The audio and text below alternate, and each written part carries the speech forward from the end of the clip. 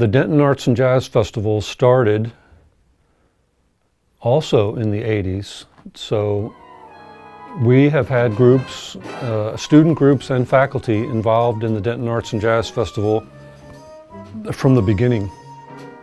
And so we have current faculty and students and alumni playing on the jazz stage. That's been true for some time. And then about 6 years ago, URCM, which is the university's public relations division, proposed that they could sponsor a stage that would be all UNT groups for the 3 days of the festival, and that's worked out great.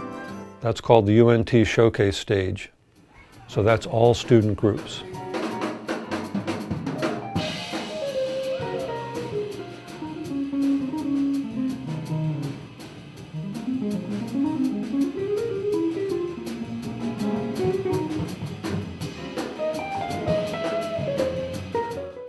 The entire jazz program is absolutely fantastic here. 3 o'clock is taking a very brief tour.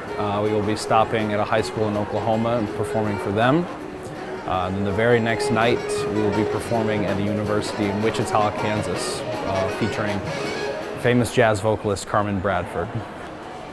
To get to work with essentially a legend in the jazz field will certainly be an experience. Unfortunately, we only have 1 day with her, so that will be part of the experience, I suppose.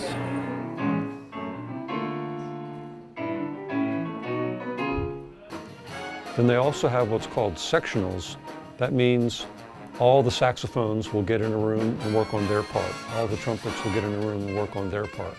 So they're putting in at least 5 hours of rehearsal a week, plus all of their individual practice on their parts.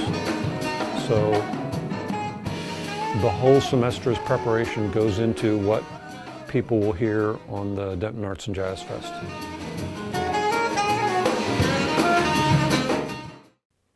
All of those large ensembles that are heard at the Syndicate will be heard at the end of April at the Denton Arts and Jazz Fest. Yeah, and some of the smaller groups will be also.